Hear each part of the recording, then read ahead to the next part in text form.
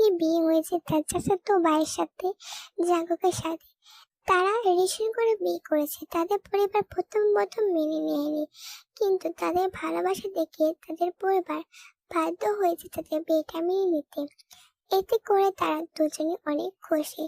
তাদের পরিবার যদি না মেনে নিত তাহলে তারা দুজন বহু দূরে চলে যেত, কিন্তু অবশ্যই তাদের পরিবার মেনে নিয়েছে, এটাই তাদের অনেক কাছে বেশি। তেল ভাবনার মধ্যে হট করে জেকের রুমে প্রবেশ করে জেকেকে দেখে তে বিছানার দিকে নেমে পড়ে এবং জেকের দিকে অপারক দৃষ্টিতে তাকিয়ে থাকে। এটা তো সে তো অপেক্ষা করেছিল। এরপর তে জেকেকে যখন সালাম করতে যাবে তখনই জেকে তেকে ধরে ফেলে এবং বলতে থাকে, তে তুমি আর পায়ে নয়, বরং তুমি আমার বুকে থাকবে। আমি কি তোমাকে কি এতদিন এই ভালোবেসেছি যে তুমি আমাকে পায়ে একটু সালাম করে যাবে? আমি এটা কখনো মেনে নেব না তে। জেকে এমন কথা শুনতে জেকের দিকে তাকিয়ে থাকে এবং মাথায় নিচু করে জেকের উদ্দেশ্যে মিনমিন করে বলতে থাকে, কিন্তু মা বলল এসব করলে তোমার মঙ্গল হবে। মা আমারে তাই বললো, আমিও তাই করলাম। এ যদি তোমার বাধা হয় তাহলে আমার কিছু করার নেই।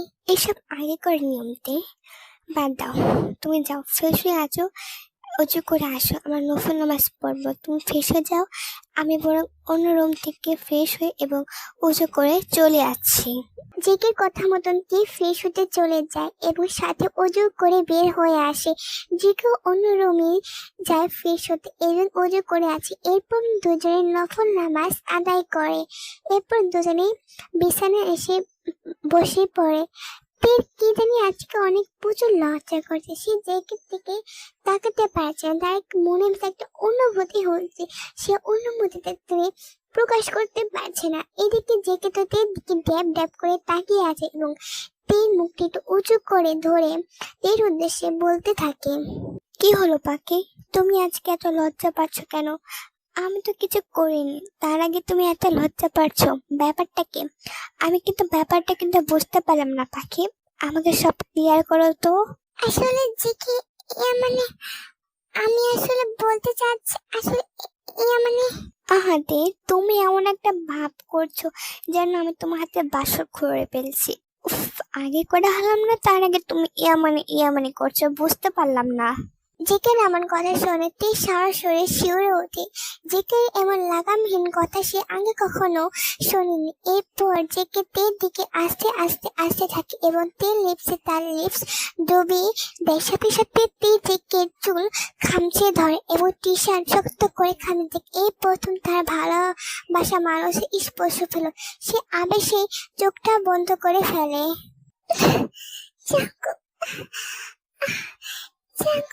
আমি তোকে অনেক ভালোবাসি জাঙ্কুক। বেবি, তোমার লিপস্টিকটা অনেক টেস্টি, আমার অনেক ভালো লেগেছে। আগে জানো তো এই দুটো জিনিস প্রতিদিন টেস্ট করতাম। ইস জাঙ্কুক, তুমি সব কি বলছো? কিন্তু আমার প্রচুর লজ্জা করছে, প্লিজ এসব বলা তুমি বন্ধ করো। আহা, এইটাকে তোমার এত লজ্জা? এটা বলতো আমি তোমার সারা শরীরে কিস করবো, তখন তুমি কি করবা বেবি? তখন তো তুমি আমার সাথে মন করবা, আর আমি শুধু তোমার সাথে অনেক কিছু করবো বেবি। এরপর জেকে দেখে বিছানায় শুয়ে এবং তার উপরে উঠে পড়ে এবং তীর ব্লাউজের বোতাম একটা একটা করে খুলতে থাকে। ব্লাউজের বোতাম খোলা শেষ হলে জেকের দিকে বুকে মুখ গুজে যায় এবং জেকের চুল খামচে ধরে এবং সুইট সুইট ভয়েস করে থাকে। এই ভয়েসটা শুনে জেকে তো আরো পাগল হয়ে যায়। জাঙ্কুক, জাঙ্কুক, আস্তে, জাঙ্কুক, জাঙ্কুক, বেবি, বেবি, তোমার শরীরে ঘ্রাণ আমাকে পাগল করতেছে, আমি তোমার নেশায় পাগল হয়ে যাচ্ছি বেবি। জাঙ্কুক, এরপর জেকে কিস করতে করতে তের পেটের কাছে চলে আসে। ওখানে তার জিভ দিয়ে তের পেটে সাকলে করতে থাকে এবং জেকে তার জামা কাপড় খুলে ফেলে এবং তেই শাড়ি এক টান দিয়ে খুলে ফেলে। থেকে চোখ বড় বড় করে তাকিয়ে আছেন। চিকির এমন বড় বড় চোখ দেখে তে তো লজ্জায় ছিটিয়ে যায়। চিকিকে দিকে থাকেন আসতে ভীষণ লজ্জা করছে। তে লজ্জা মাখা মুখ দেখে চিকি বাঁকা হাসে এবং তের উদ্দেশ্যে বলতে থাকে, হ্যাঁ বেবি, তোমার কি আজকে কি ভীষণ লজ্জা করছে নাকি যে তুমি এখন এমন ব্যবহার করছো? হ্যাঁ জাঙ্কুক, আজকে আমার ভীষণ লজ্জা বলছে। আমার তোমাকে দেখে কাজ আজকে শরীরে একদম শিউরে হচ্ছে অনেক। বেবি, তুমি ভুলে যাচ্ছ এটা আমাদের প্রথম রাত। আমি এই রাতটা কোনো মতে নষ্ট হতে দিতে পারি না, এটা তুমি খুব ভালো করে জানো। আমি আমার কাজ খুব ভালো মতন করতে পারি। এই কথাটা বলে জেগে তের কপালে কিস করে এবং এক টান দিয়ে তের পিঠে কোটটা খুলে ফেলে এবং জেগে তের দিকে অপলক দৃষ্টিতে তাকিয়ে থাকে, কারণ তের শরীরটা একদম নেশা ভরা অবস্থা। জেগে তো একদম মাথা হয়ে গেছে, মানে ড্রাগ নিয়েছে এমন একটা অবস্থা তার হয়ে গেছে। সেটা তের দিকে তাকিয়ে আছে অপলক দৃষ্টিকে এবং তের দিকে এমন তাকানো দেখে লজ্জাটা সিটিয়ে যায়।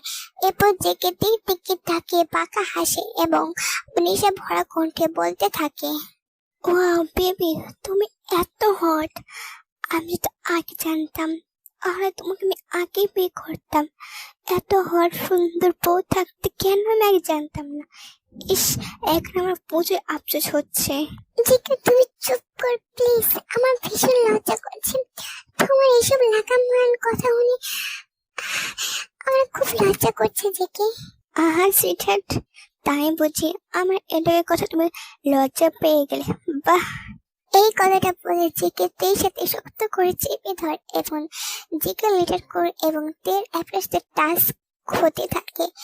এটা অনুভব করতে ঠিক গোল গোল চোখ করে জেকের দিকে তাকিয়ে থাকে। সে বুঝতে পারছে না তার সাথে এটা কি হলো।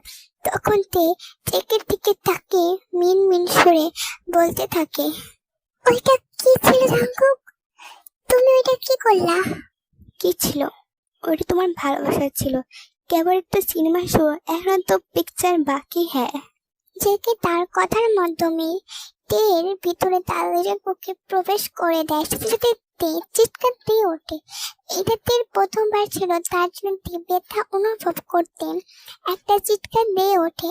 এরপর জেকে তে দুই পা তার কাঁধে নিয়ে তার সাথে ডগি স্টাইলে ইন্টিমেট হতে থাকে। আর এদিকে তো ব্যথা সহ্য করতে পারছে না, কষ্ট মষ্ট করে সহ্য করে নিয়েছে, কারণ এটা তার প্রথম ভালোবাসা ছিল।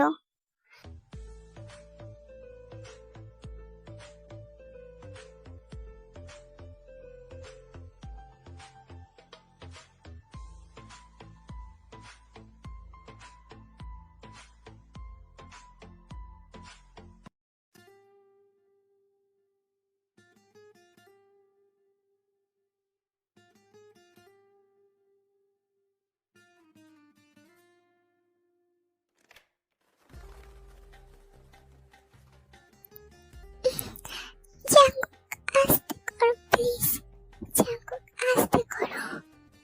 Baby, you are so hot and sexy, আমি মাতাল হয়ে যাচ্ছি।